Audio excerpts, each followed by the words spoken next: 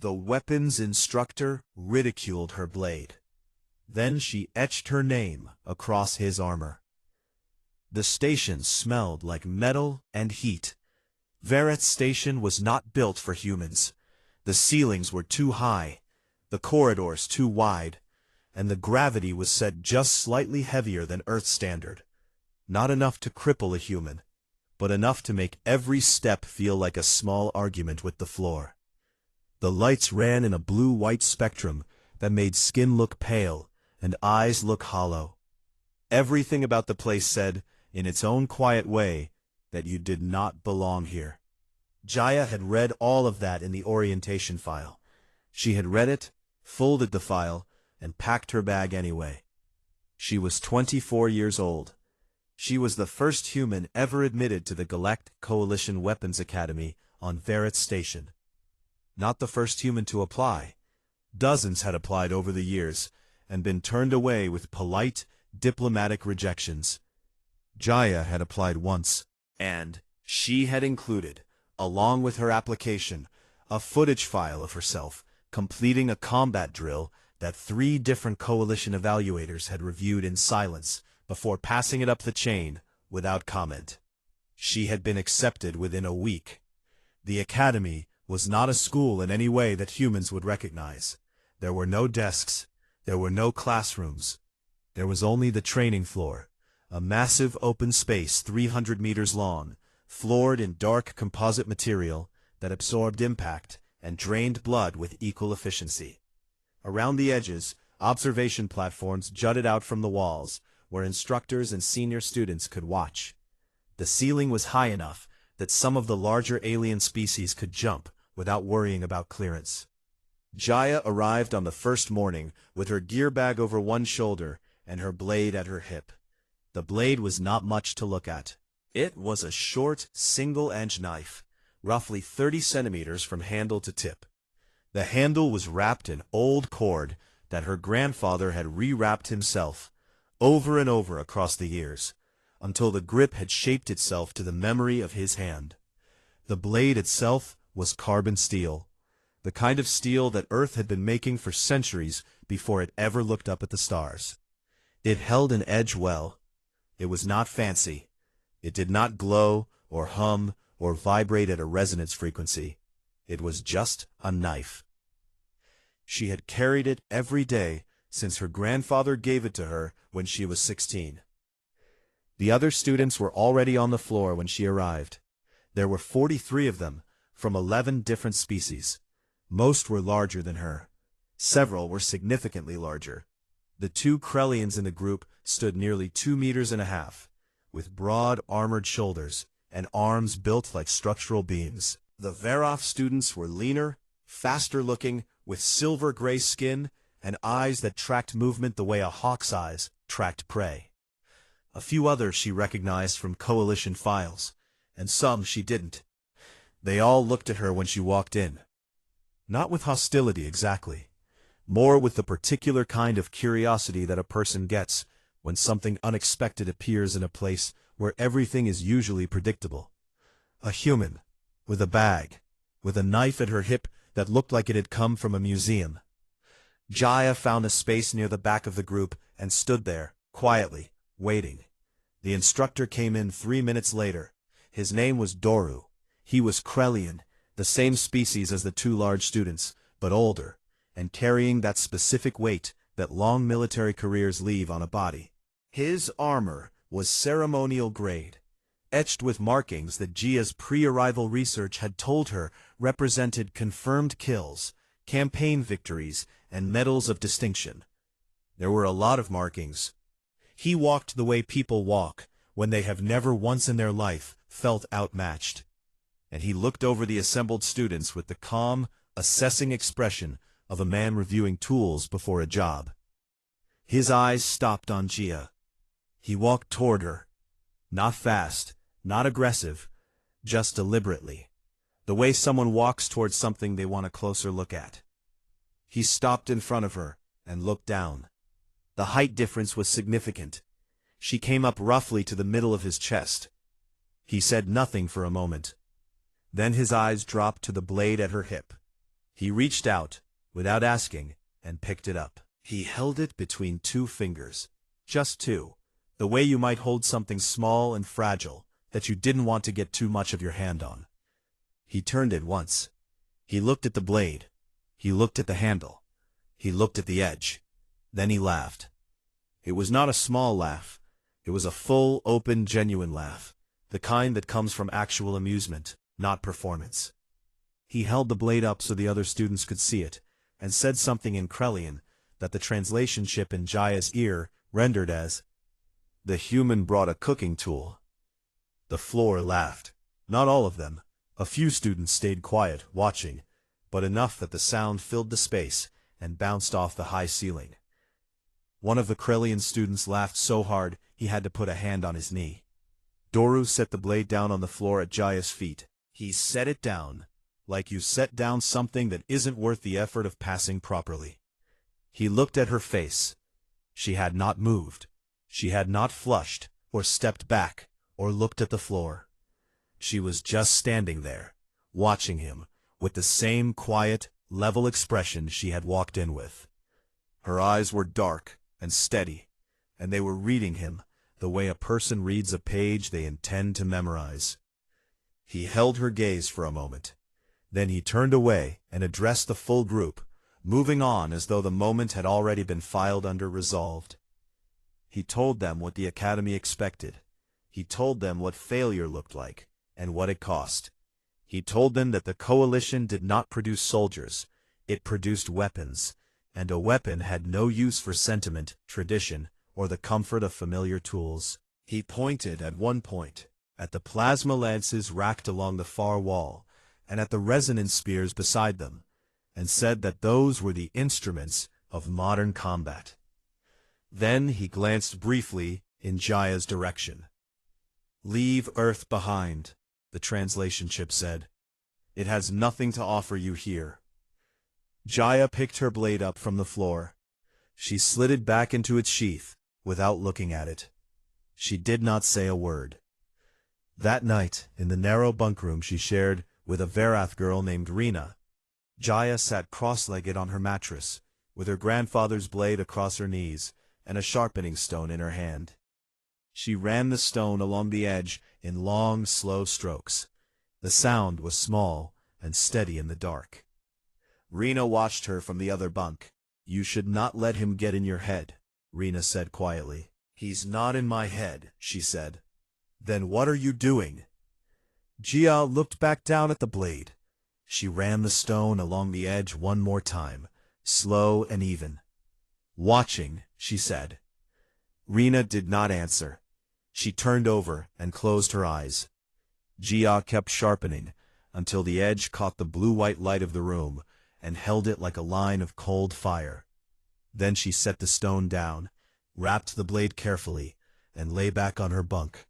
She stared at the ceiling. She was already thinking about how Doru moved. H1. The weapons instructor ridiculed her blade. Then she etched her name across his armor. HR. The first week was designed to break things. That was how Jia came to understand it, at least. The Academy's early training cycle was not about teaching, it was about sorting.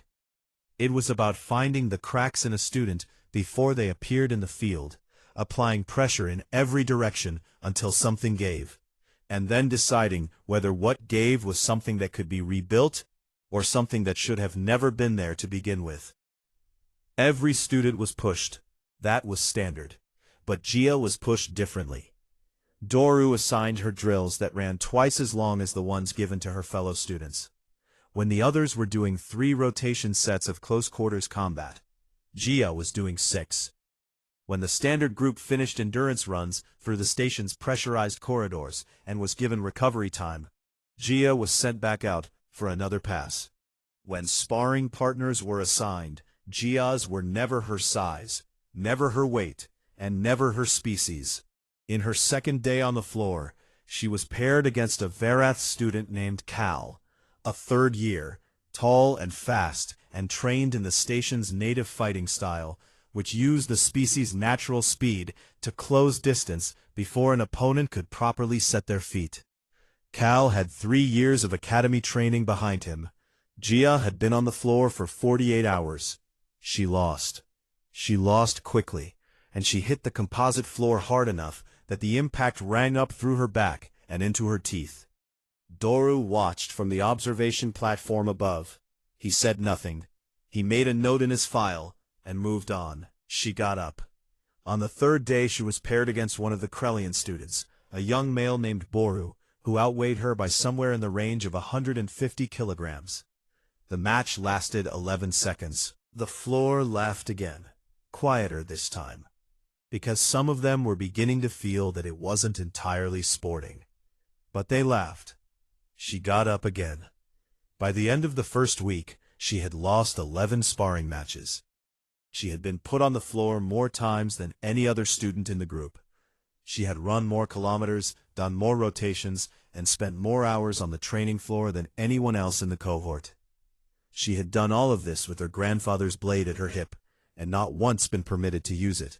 Because Doru had made a rule, she was to train with the Academy's standard-issue weapons until he decided she had earned the right to use her own. He never specified what earning that right would look like. The standard-issue blade Jaya was given was a short resonance model. It delivered a mild charge on contact, enough to register hits and scored drills, and it was weighted for Verath hands, not human ones. The weight distribution was wrong. Every time she used it, she was fighting the weapon as much as she was fighting her opponent. She said nothing about this. What Gia did instead was watch. She watched Doru every time he stepped onto the floor to demonstrate. She watched the way he moved before he moved, the small shift in his weight that telegraphed direction, the angle his shoulders dropped to before he committed to an attack. She watched his left side, which he trusted more than his right, and which meant he slightly over-rotated when pressured from the left. She watched the rhythm his footwork fell into when he was comfortable, and she catalogued the moment that rhythm broke. She watched the other students too. She watched how the Verath fought, and how the Krellians fought, and she watched the 3 quieter species in the group, whose combat styles she hadn't been able to find detailed files on before arriving. She watched, and she mapped, and she filed everything away in the back of her mind with the careful, patient organization of someone who understood, at a fundamental level, that information was a weapon, and that it was the one weapon no one could take from her hip and set on the floor. Rena watched her watching. They had settled into something like a quiet companionship in the bunk room. Rena was a second-year student, small for a Verath, with a dry sense of humor and an honest way of speaking that Jaya found easy to be around. She did not treat Jaya as a curiosity. She treated her as a bunkmate, which was more than most of the cohort managed. In the second week, Rena sat across from Jaya at the mess table and spoke quietly. "He is making it harder for you on purpose," she said. "I know," Jaya said. "It is not going to stop." "I know that too." Rena was quiet for a moment. "You should consider requesting a reassignment. A different instructor track. No one would blame you for it." Gia ate a bite of the protein ration that the station's kitchen produced in place of actual food. It tasted like nothing in particular, which she had decided was better than tasting like something bad. "I'm not leaving," she said. "I didn't say leave. I said different instructor. Same thing." Rena looked at her for a moment. "Why?" Gia set down her fork. She thought about how to explain it in a way that would translate across species and culture and the wide gap of experience that sat between a human woman from Earth and a Verath girl from a station in deep space. She thought about her grandfather, and the blade he'd put in her hands when she was 16, and the thing he'd said when he gave it to her, which was not be careful and not be safe, but simply, finish what you start. "Because he laughed," she said. "That is a very human reason." "Yes," Gia said. "It is." The second week brought new drills, and the same pattern of targeted difficulty. Doru announced Gia's failures in front of the group, with the calm, matter-of-fact tone of a man reading statistics. When she lost a sparring match, which was still often, though the matches were lasting longer now. He would note the duration, the method of defeat, and offer a brief commentary that was always framed as instruction, but carried the particular edge of a man who did not expect the subject to improve. "The human continues to demonstrate the limitations of her training background," he said once, to no one in particular, after she had been taken down by Cal for the third time. Cal, to his credit, looked uncomfortable with the commentary. He reached down and offered her a hand up, which she took without hesitation. "Your footwork is getting better," Cal said quietly, in a tone that did not carry to the platform. She nodded once. It was the first thing anyone on the floor had said to her. That wasn't an instruction or an announcement of her failure. That night, she ran the numbers in her head. She had been on the floor for 14 days. She had lost 17 sparring matches and won 4. All 4 in the last 3 days, all against students in her weight range. None of them sanctioned matches, but informal ones that Doru had not been watching. She had learned the weight distribution flaw in the resonance blade well enough to compensate for it without thinking. She had added a full second to her reaction time against Vareth-style attacks. She had mapped 11 distinct patterns in Doru's movements during demonstration drills. She was not ready. But she was building towards something, and she could feel it the way you feel a storm before it arrives. Not in the air yet, but in the pressure, in the way everything around you gets a little too still. She picked up her grandfather's blade and turned it once in her hand, feeling the familiar weight of it. She thought about the markings on Doru's armor, all those etched records of victory, all those careful lines carved into the surface of him that said, "I was here, I fought, I won." She looked at the blade. She thought, there is space on that armor. Then she put the blade down, closed her eyes, and went to sleep. The weapons instructor ridiculed her blade. Then she etched her name across his armor. 3 weeks into her time at the academy, Gia won her first official sparring match. It was against a third-year student named Soru, a Vareth male with quick hands and a habit of feinting high before going low. She had watched him fight 8 times before they were paired. She knew the feint was coming before his shoulder moved to set it up. When he went low, her knee was already dropping, her weight already shifting, and the blunted practice blade was already tracking the line his throat would occupy in half a second. The match was called in her favor before Soru had fully processed what had happened. There was a short silence on the floor. Then Cal, standing near the edge of the group, made a single low sound that his species used in place of applause. It was quiet and brief, and Doru on the platform above made no comment at all. But Jaya noticed that he watched her for a long moment before he looked away. She filed that too. In the days that followed, she won 3 more matches. She was not winning because she had become stronger. She had not. She was not winning because she had mastered the Academy's preferred fighting styles. She hadn't. And some of the techniques that worked beautifully for Varath physiology were simply not designed for a human body. She was winning because she had stopped trying to fight the way the Academy wanted her to fight, and started fighting the way 4 weeks of observation had taught her to fight, using the specific, catalogued weaknesses of each individual opponent, attacking from angles that their training had not prepared them for, and applying the one quality that no drill and no instructor could manufacture in a student who didn't already have it: patience. She was patient in a way that made her opponents uncomfortable. Most of the students at the Academy had been trained in traditions that valued speed and aggression. Commit fast, hit hard, end the match before the opponent can adapt. Against Gia, that approach kept running into a quiet problem. She was never quite where they expected her to be, and she never seemed to be in any particular hurry. She absorbed pressure without buckling. She waited for the pattern to appear. Then she moved. It was not the kind of fighting that got admiring sounds from the observation platform, but it was effective. and effectiveness was the only currency the Academy actually accepted. Doru said nothing about her wins. He continued to assign her the heavy rotation.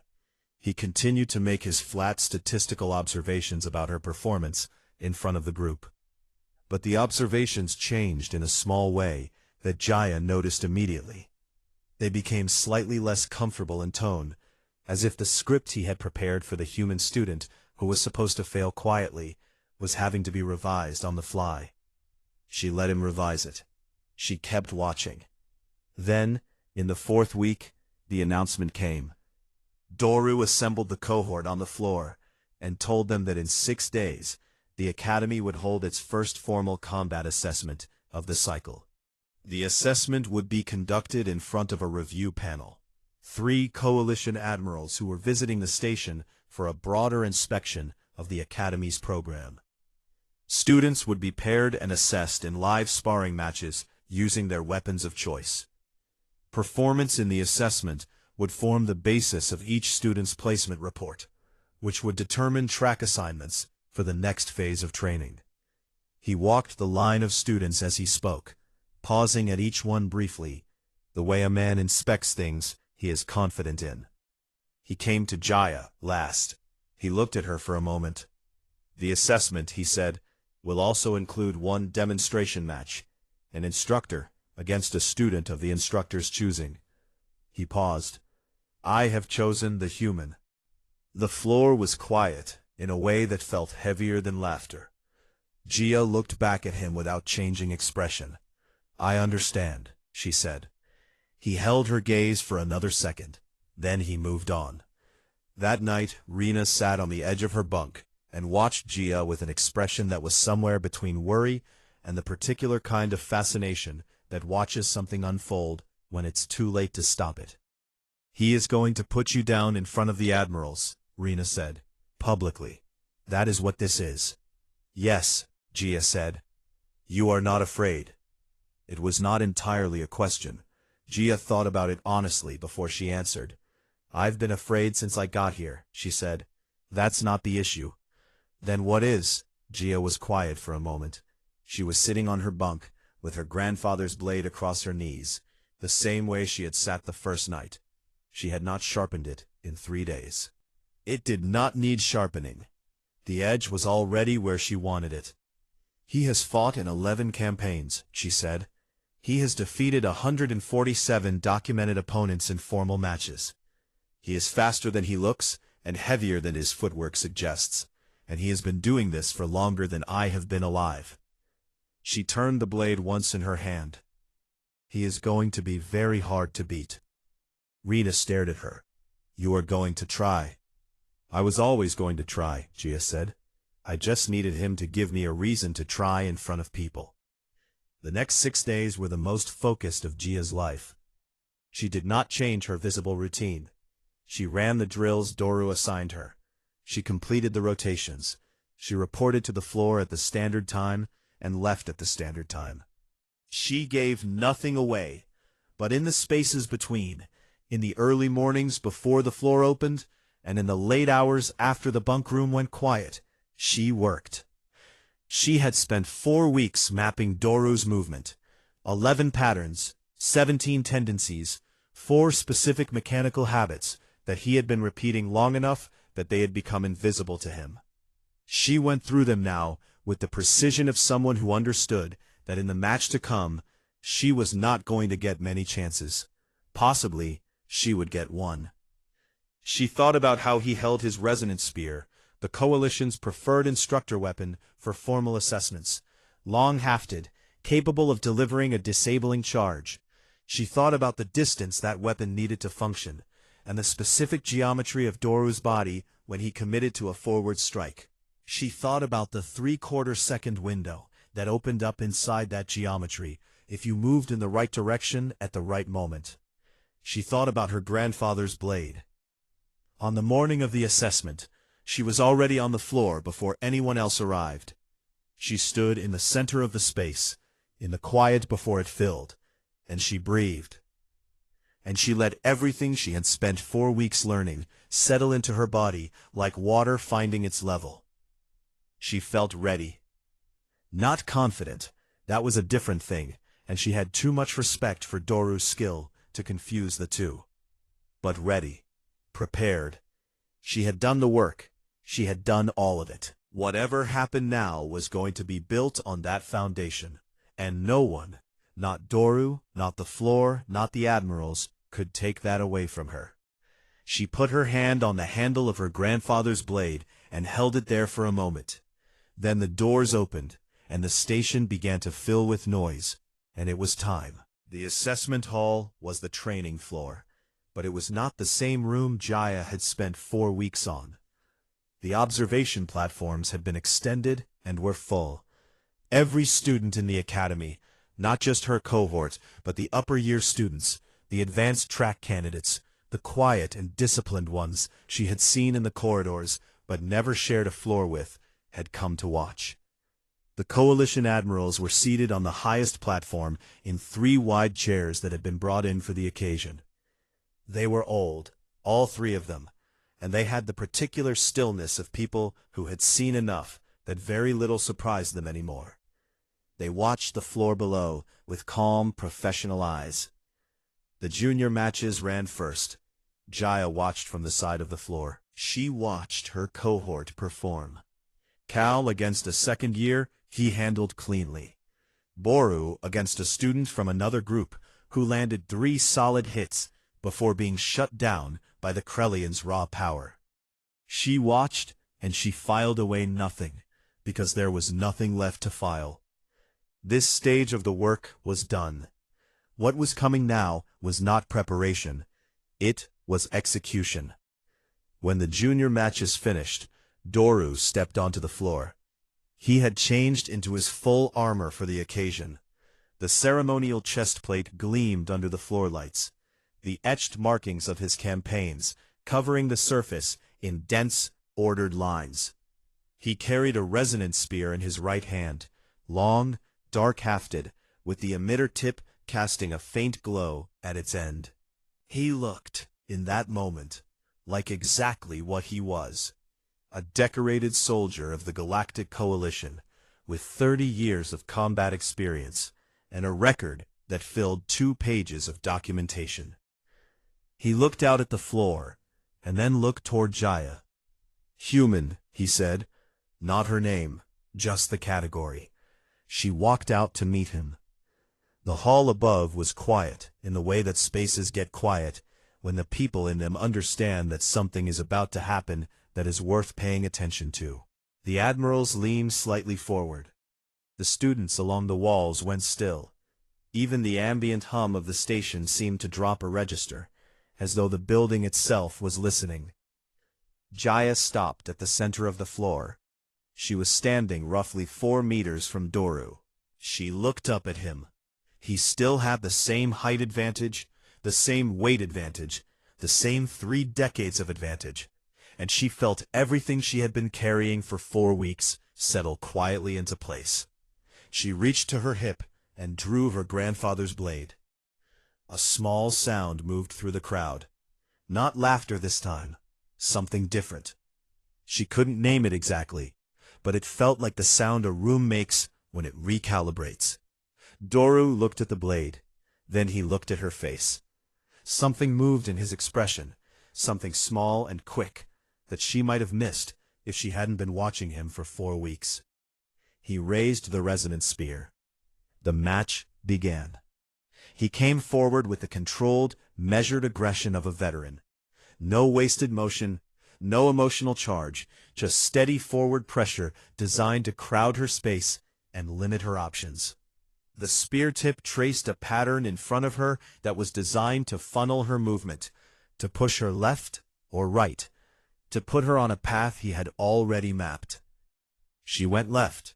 That was the first thing he expected.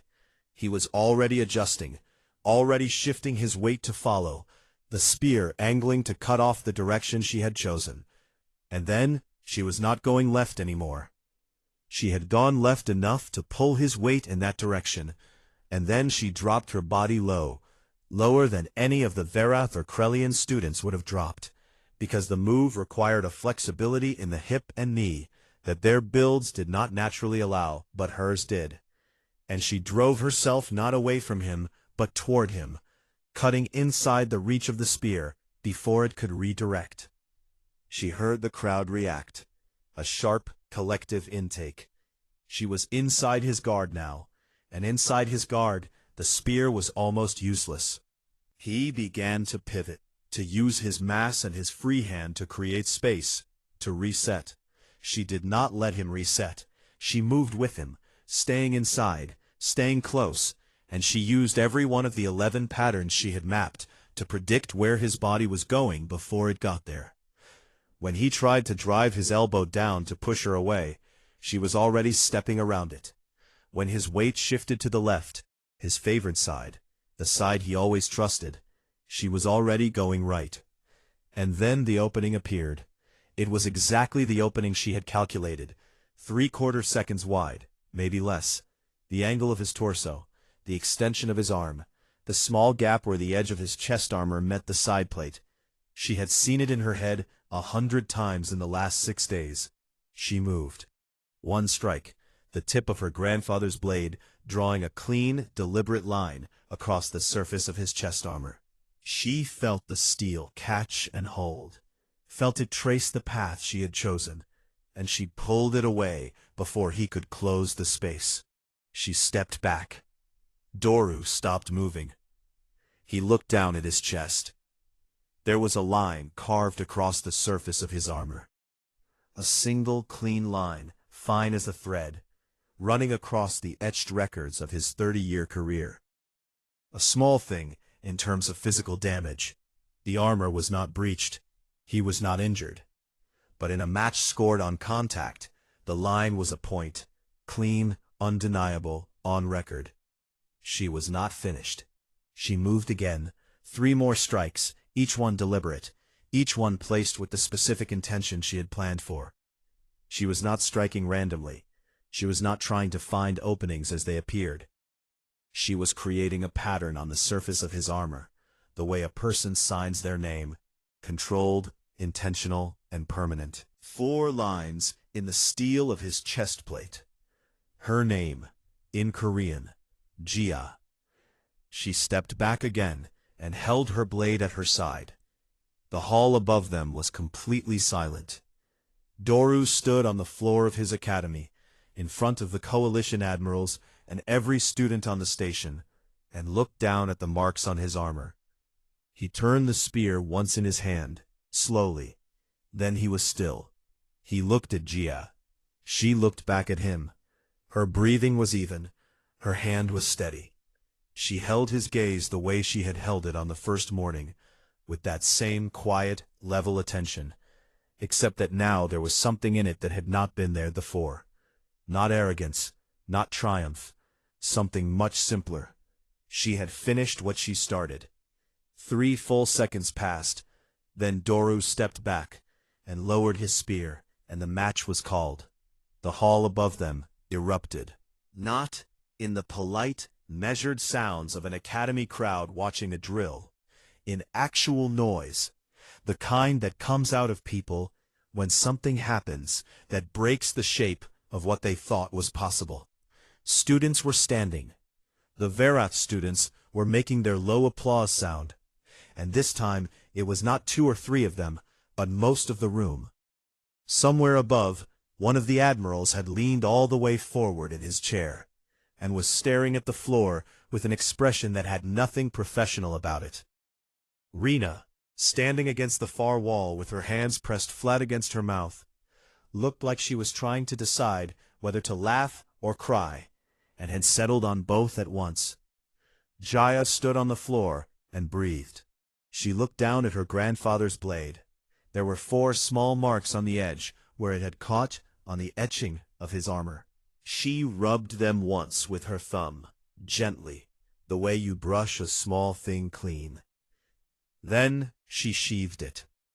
From the platform above, one of the admirals said something to the others. His voice did not carry to the floor. But Jia watched him reach for his data file. She stood quietly and let them look. The weapons instructor ridiculed her blade Then she etched her name across his armor. The admirals requested Gia's file that same evening. She was sitting in the mess hall with a plate of the protein ration that still tasted like nothing in particular, when Rena appeared at her shoulder and told her in a carefully controlled voice that Admiral Veth, the oldest of the three, the one who had leaned forward in his chair, had sent a formal request to the Academy's administrative office. He wanted her training records, her application materials, the combat footage she had submitted with her original application, her full background file from Earth. Gia ate another bite of her ration. "All right," she said. Rena sat down across from her. She had been carrying a particular expression since the end of the assessment. A wide-eyed, slightly disbelieving look, like someone who had watched a building fall down in a direction buildings were not supposed to fall. "You planned all of it," Rena said. It was not a question. "I planned what I could plan," Gia said. "The rest I adjusted." The letters on his armor. My name. Rena was quiet for a moment. "In Korean," she said. "Yes. No one here could read it." "Not yet," Gia said. Rena stared at her. Then slowly, she started to smile. It was a small smile, the kind that takes a moment to arrive because it needs to travel past disbelief first. She shook her head once and looked down at the table, and the smile stayed. "You are a very strange species," she said. "We have been told," Gia said. The Academy's schedule continued.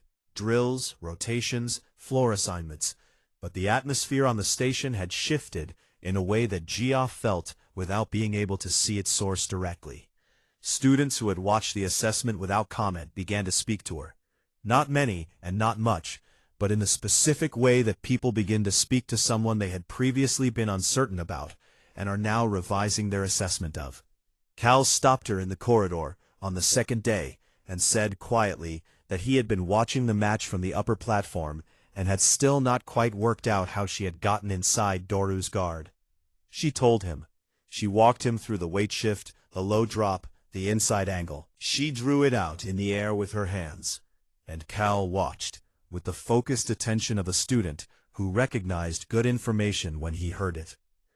"I have never seen anyone go inside on a spear-length engagement," he said. "Most people try to go around," she said. "Going around is what the spear is designed to stop. Inside is the only place it can't follow you." Cal was quiet for a moment. "I want to try this. Ask me again after your next rotation block," she said. "I'll show you properly." She did not seek out Doru. She saw him twice in those 3 days. Once on the floor during a group demonstration that he led without acknowledging her presence beyond the standard roll call, and once in the corridor outside the administrative wing. He was walking toward her from the far end of the corridor. She kept her pace even. He kept his. But, for a fraction of a second, as they drew level with each other, she felt his gaze track to her hip, to the handle of her grandfather's blade, and then away. She did not look at him, but she felt it. On the 4th day after the assessment, she was called to the administrative office and told that Admiral Veth would meet with her before his departure from the station. Admiral Veth was smaller in a conference room than he had seemed on the platform. Old and slight and careful, with the kind of eyes that had spent 50 years taking in information and had learned to move very slowly as a result, because they saw more in a second than most people saw in a minute. He looked at her across the conference table the way someone looks at something that has disrupted a long-standing assumption. "I have read your file," he said. "I assumed you would," she said. He was quiet for a moment, and then he did something she had not expected. It was a brief thing, but it was real. "Tell me," he said, "how much of what happened in that match was prepared, and how much was improvised in the moment?" She thought about how to answer that honestly. "The structure was prepared," she said. "The patterns I expected him to use, the opening I was looking for, the placement of the marks on his armor, that was all planned before I stepped on the floor. The adjustments, the timing, the exact angle of entry, the moment I chose to move, that was in the moment. The marks, he said. Your name. Yes, you wanted him to carry it. I wanted there to be a record, she said carefully. He keeps records on his armor of what he has done. I wanted a record of what I had done. It seemed like the appropriate place to put it. Admiral Veth looked at her for a long moment. In our tradition, he said, armor markings are placed by the wearer. In my tradition, Jaya said, the record is written by whoever was there. Another pause. Then he nodded, a small single motion, the kind that carries more weight than a long speech. He told her that the coalition had been watching the human application numbers to its programs for several years. The numbers were low but consistent, and the candidates who came through shared a common quality that the evaluation panels had struggled to categorize cleanly. They were not the strongest applicants. They were rarely the fastest. Their physical profiles were middle range at best against the species they were competing with. And yet something in their performances kept defying the category they had been placed in. What we have lacked, he said, is a framework for understanding it. He slid a datapad across the table. I would like you to write one, he said. She looked at the pad. It was a formal document request, a report to be submitted to the Coalition's Combat Training Review Board on adaptive combat methodology as demonstrated in her assessment match. It was not a student assignment. It had the header of the Admiral's office on it. She looked up at him. I'm a first-month student, she said. Yes, he said, and 3 weeks ago you mapped a 30-year veteran in a 4-week observation period and then signed your name on his ceremonial armor in front of a review panel.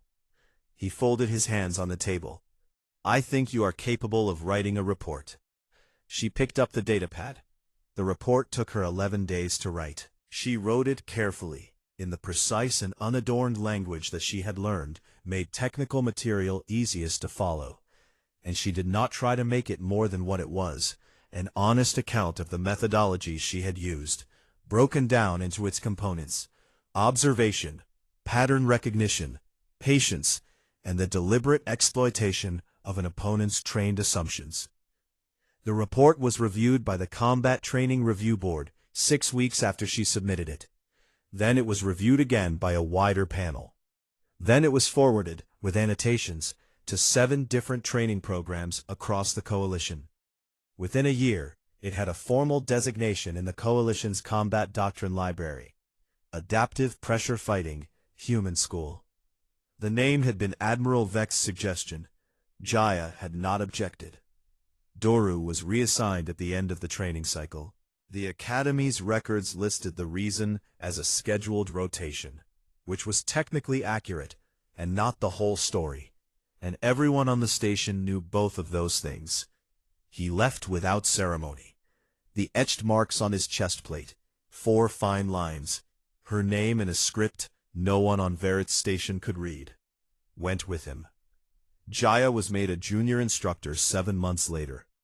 She was the youngest on the Academy staff, and the first human to hold a teaching position in the Coalition's formal training system. On her first day as an instructor, she walked into the hall early, before the students arrived, and stood in the center of the floor, the same way she had stood on the morning of the assessment. She looked at the space around her. She thought about her grandfather. She thought about a blade given to a 16-year-old girl with a single instruction: finish what you start. She had finished it. She put her hand on the handle of the blade at her hip. Worn handle, familiar weight, old steel that held an edge better than anything the Academy's armory could offer, and held it there for a moment. Then the doors opened and the students came in, and she turned to face them. Rena told the story later, in her own report on that year, which she wrote as part of her senior thesis on non-standard combat methodologies. She wrote it in plain language, the same way Jaya had written hers, and she included near the end a line that was referenced often in the years after, by students and instructors, and at least one admiral who put it on the wall above his desk: the scariest thing about humans was not their strength. It was that they never stopped watching, never stopped learning, and never, not once, forgot an insult. And they were patient enough to wait until the moment was exactly right to do something about it. Jia's grandfather's blade was placed in the Academy's Hall of Honors 18 months after the assessment. It was the first non-energy weapon ever displayed there. The small case it rested in had a placard beneath it, in 6 coalition languages and 1 Earth language, that gave her name and the date and a single line of description. The Korean text was in the center. It read, "She came to make them remember."